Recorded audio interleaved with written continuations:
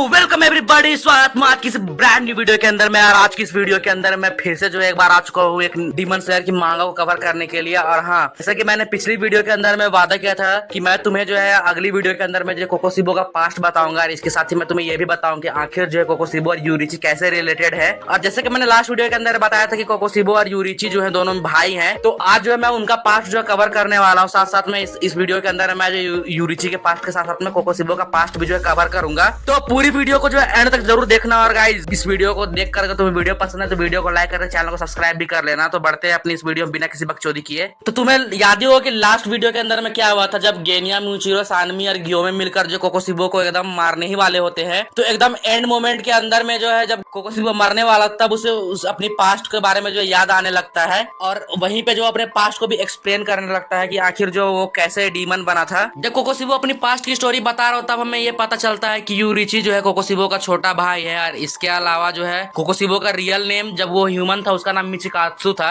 और जब वो पैदा हुआ था यूरिची के साथ में तो दोनों जो ट्विंस थे, और यूरिची जो है एक डीमन स्लेयर मार्क के साथ में बचपन में पैदा हुआ था। और इसी वजह से जो यूरिची के फादर ने जो यूरिची को मारने का ऑर्डर दे दिया था, क्योंकि उसे जो है वो पसंद नहीं करते थे और वो जो उसे जिंदा नहीं रखना चाहते थे। लेकिन जब ये बात जो यूरिची की मॉम को पता चलती है तो बहुत ज्यादा गुस्सा हो जाती है और अपने पति से लड़ने लगती है। जहाँ पे यूरिची की मॉम जो बहुत ज्यादा शांत स्वभाव की थी और वो जो हमेशा बीमार रहा करती, इसी वजह से वो जो बहुत शांत रहते थे। लेकिन जब उसने जो अपने बेटे को मरने के बारे में सुना तो वो गुस्से में पागल हो गया, अपने पति से ही झगड़ा करने लग गई। इसी वजह से जो है यूरिची के फादर को उसका डिसीजन चेंज करना पड़ता है। लेकिन इसके बाद ये चीजें चेंज नहीं होती है। यूरिची के फादर इस बात पर एग्री तो कर जाते हैं, लेकिन उनकी एक कंडीशन होती है कि जब यूरिची जो है 10 साल का हो जाएगा तब उसे जो है मंदिर में पुजारी बनने के लिए भेज दिया जाएगा। और उनका दूसरा बेटा यानी कि मिचिकात्सु जो है वो उनका सक्सेसर बनेगा। अब यूरिची के फादर ने उसे जो छोड़ तो दिया था, लेकिन उसने जो है दोनों के साथ बहुत ज्यादा भेदभाव किया था। जहाँ पे यूरिची के भाई को हमेशा जो नए कपड़े, अच्छी किताबें और उसे अच्छा खाना मिलता था, और उसके पास में एक बहुत बड़ा अच्छा रूम भी था, वहीं पे यूरिची को एक बहुत छोटा सा रूम और सिंपल खाना, सिंपल कपड़े जो दिए गए थे।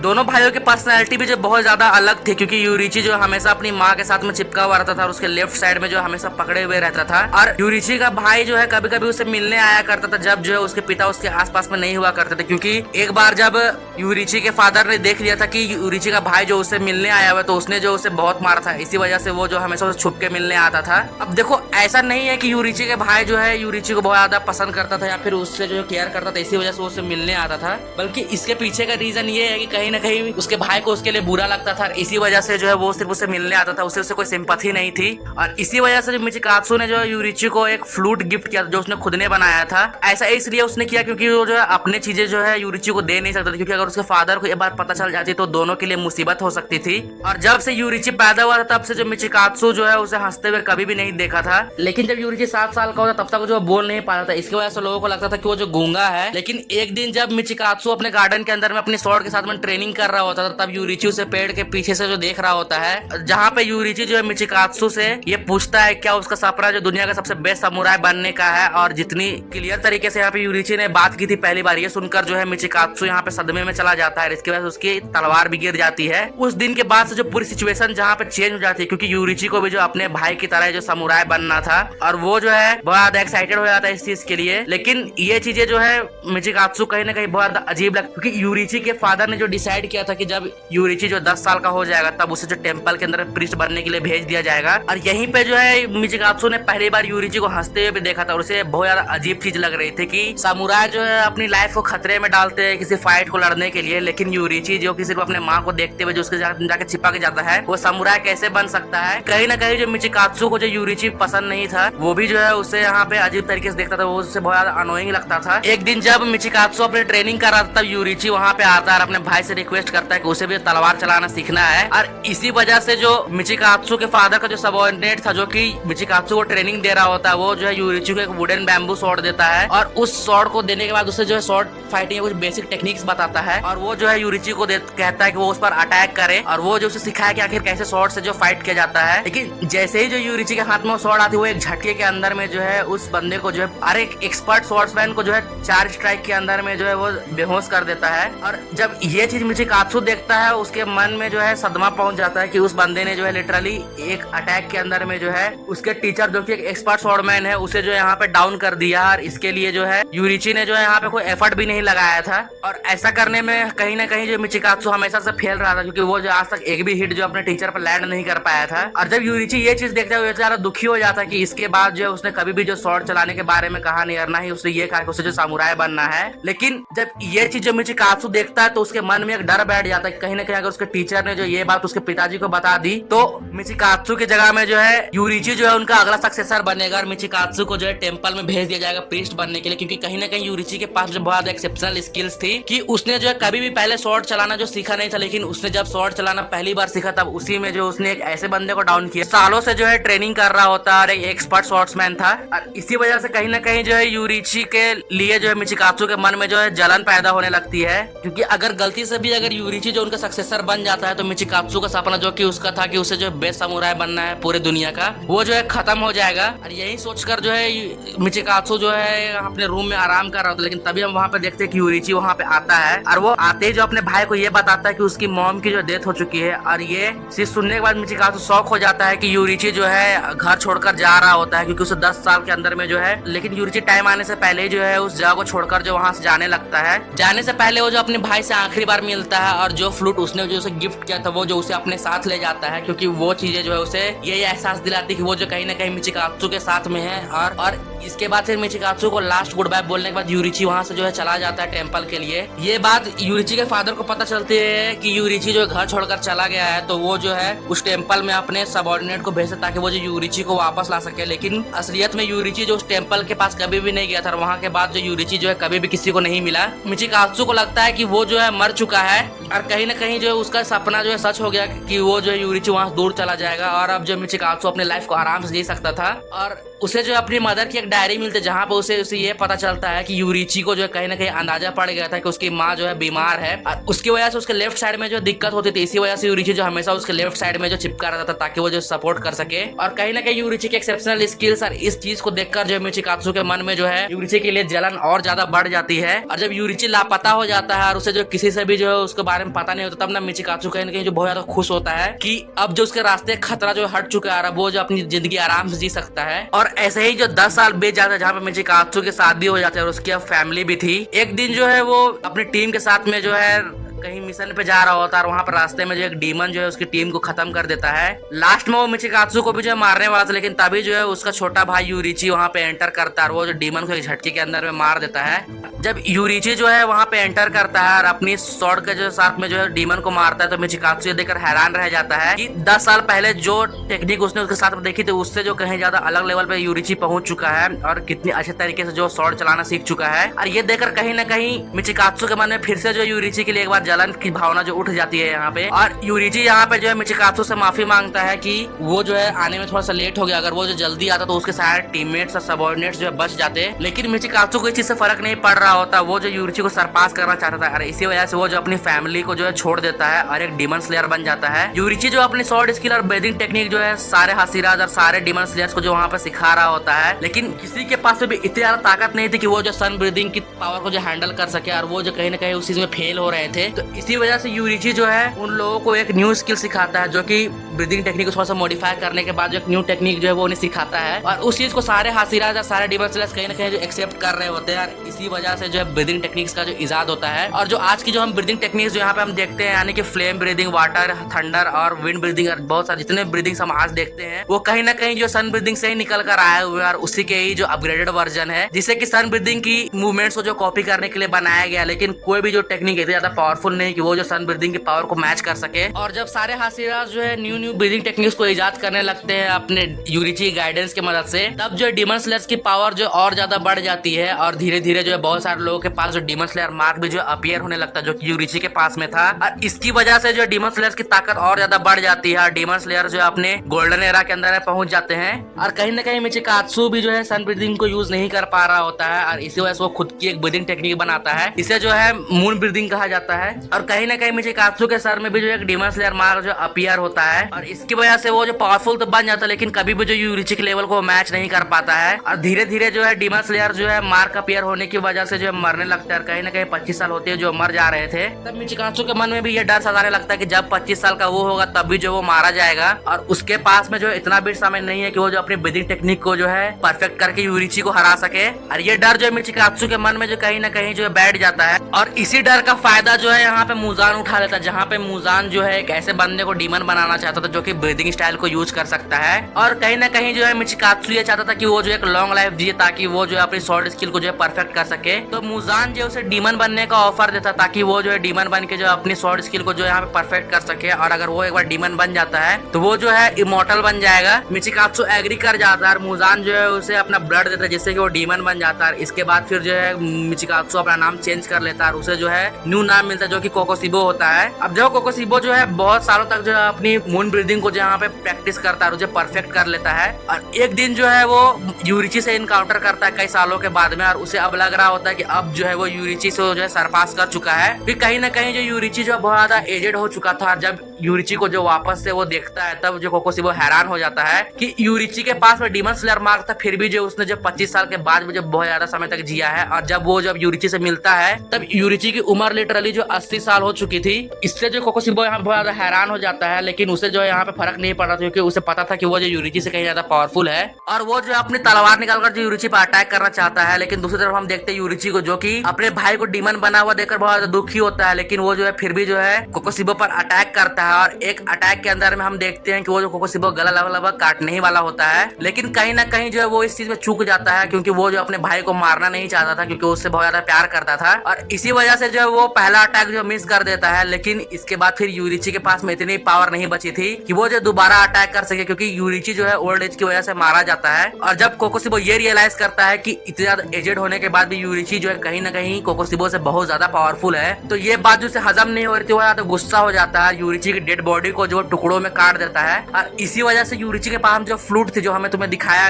जो कि तुम्हें याद हो कि यूरिची जो है बचपन में अपने साथ में लेकर गया था वो जो है वो फ्लूट भी जो उसके साथ में कट जाती है। तो इसे देखकर जो है यहाँ पे हम देखते हैं कि कोकोशिबो के आंखों से जो आंसू निकलने लगते हैं और इसके बाद फिर सीन सीधा शिफ्ट हो जाता है कोकोशिबो की तरफ जो कि कोकोशिबो को जो है लास्ट के अंदर में जो है जब वो मरने वाला होता है तब जो उसे कहीं ना कहीं रिग्रेट हो रहा होता है। उसे जो है अपने भाई से जो है बेटर सामुराई बनना था, उसे जो सबसे दुनिया का सबसे बेस्ट सामुराई बनना था लेकिन वो अपने मकसद में जो चूक गया।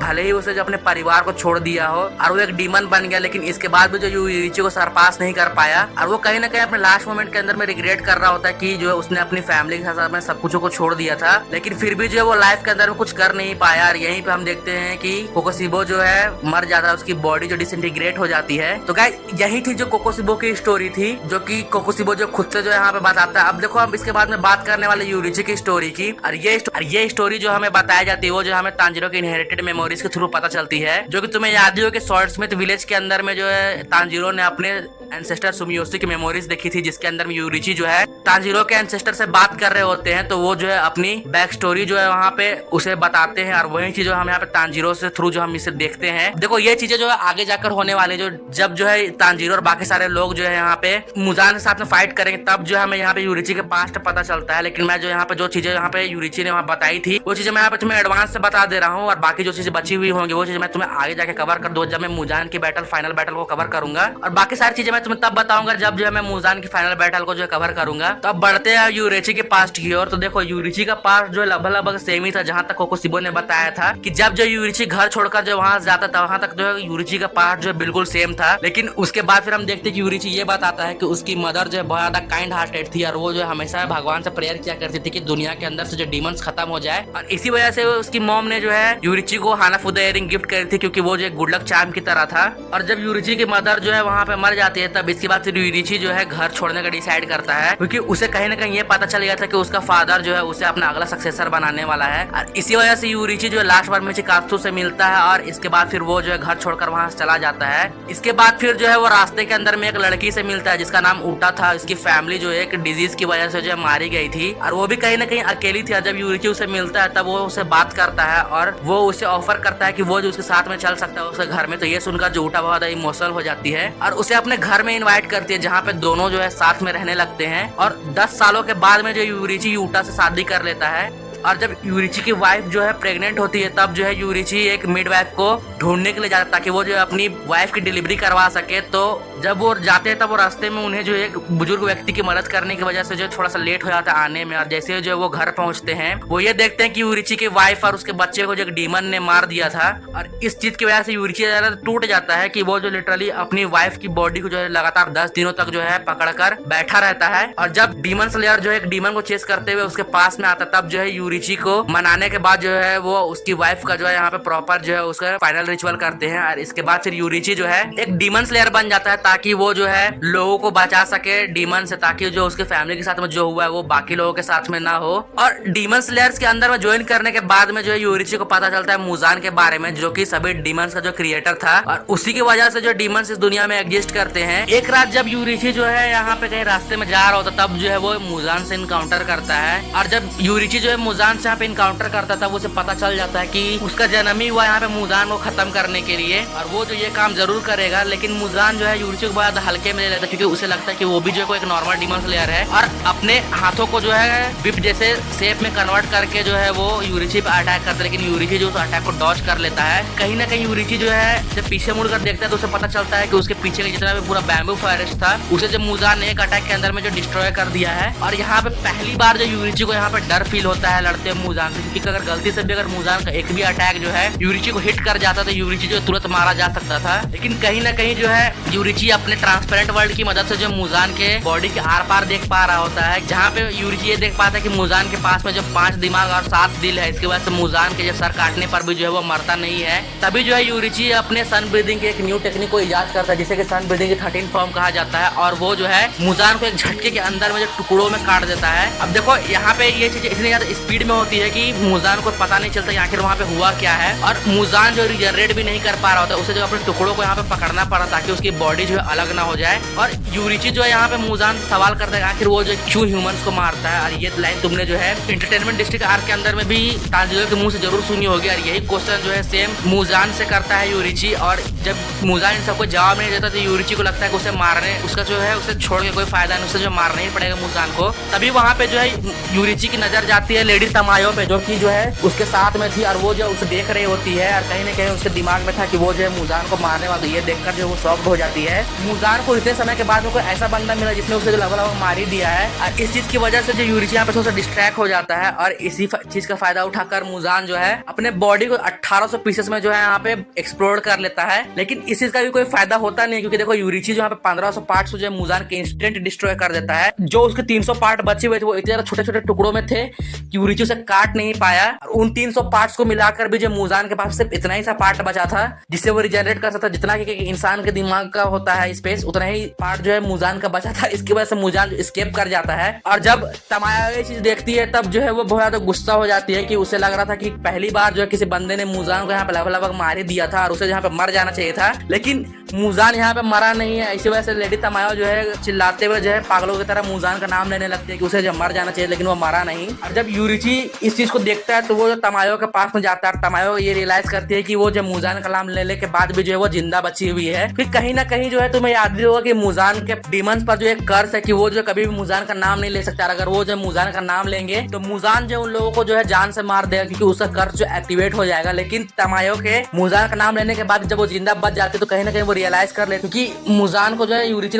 मार ही दिया था, उसकी वजह से बहुत वीक हो गया था। इसी वजह से तमायो जो है वो मुजान के कर्स से फ्री हो जाती है। लेकिन इस चीज से जो है तमायो इतनी ज्यादा शॉक्ड थे कि उसे जो समझ में नहीं आ रहा होता है और वो पूरी तरीके से पैनिक कर जाती है। फिर यूरिची जो है उसे शांत करते हैं और कहीं ना कहीं उसे जब बात करते हैं तब तमायो से बात करने के बाद में जो है यूरिची को ये रियलाइज होता है कि जैसे कि मुजान जो अब यहाँ पे एस्केप कर चुका था, अब कभी भी जो है वो किसी के सामने नहीं आएगा जब तक यूरिची जो है मर नहीं जाता है। इस पर फिर यूरिची जो तमायो से मदद मांगते हैं कि वो जो है मुजान को यहाँ पे मार सके। तो इस पर जो है तमायो एग्री कर जाती है। इसके बाद फिर हम देखते हैं कि यूरिची जो है तमायो को जाने देते हैं वहां से। इसके बाद फिर हमें पता चलता है कि यूरिची का भाई जो एक डीमन बन चुका है और कहीं ना कहीं जो है यूरिची के ऊपर ही सारा ब्लेम आया था कि उसकी वजह से मुजान जो है बच के निकल गया और उसे तमायो को भी जाने दिया। इसके अलावा जो उसका भाई जो डीमन बन जाता है उस सभी का ब्लेम जो यूरिची अपने आप पे ले लेते हैं। इसके वजह से जो है डीमन स्लेयर्स के जितने भी लोग थे वो लोग जो है यूरिची को जो यहाँ पे मारने का यहाँ पे सजेशन देते हैं, उसे जो मार देना चाहिए। लेकिन वो ओबीएसकी का जो करंट लीडर था उस समय, जो कि डीमन स्लेयर्स का भी लीडर था वहाँ पे, वो जो है यूरिची को यहाँ पे माफ कर देता है और वो जो उसे जिंदा छोड़ देते हैं और वो जो है वहां से डीमन स्लेयर से जो है यूरिची को निकाल देते हैं। इसके बाद फिर जो हम देखते हैं कि वो जो तांजीरो के एंसेस्टर यानी कि सुमियोशी से मिलता है और वो भी ठीक उसी जगह पे जहाँ पे उसने जो है पहले उसका घर हुआ करता था। और इसके बाद फिर हम देखते हैं कि यूरिची जो है यहाँ पे तांजीरो के एंसेस्टर से जो मिलता है और वो जो इसे अपनी स्टोरी बता रहा होता है। अब देखो तांजीरो के जो एंसेस्टर्स है वो यूरिची से कैसे मिलते हैं और आखिर क्यों जो है सिर्फ तांजीरो इतना स्पेशल है कि वो जो है सन ब्रीदिंग को यूज कर पाता है और कमांडो फैमिली के लोग ही जो है इस सन ब्रीदिंग की टेक्निक्स को अभी तक बचा के रख पाए हैं। इसके बारे में जो मैं तुम्हें नेक्स्ट वीडियो में बताऊंगा, जब मैं मुजान की फाइनल बैटल को जो यहाँ पे एक्सप्लेन करूंगा। तो उस वीडियो का जो वेट जरूर करना। और आज की वीडियो के लिए इतना ही। इस वीडियो के अंदर मैंने जो तुम्हें यूरिची और कोकोशिबो का जो यहाँ पे पास्ट है वो एक्सप्लेन किया था। उम्मीद करता हूँ तुम्हें ये वीडियो पसंद आया। अगर तुमने वीडियो यहाँ देखिए तुम्हें वीडियो जरूर पसंद आया होगी तो वीडियो को लाइक करके चैनल को सब्सक्राइब करना। और बाकी मैं तुम्हें मिलता किसी ब्रांड न्यू वीडियो के साथ। Thanks for watching.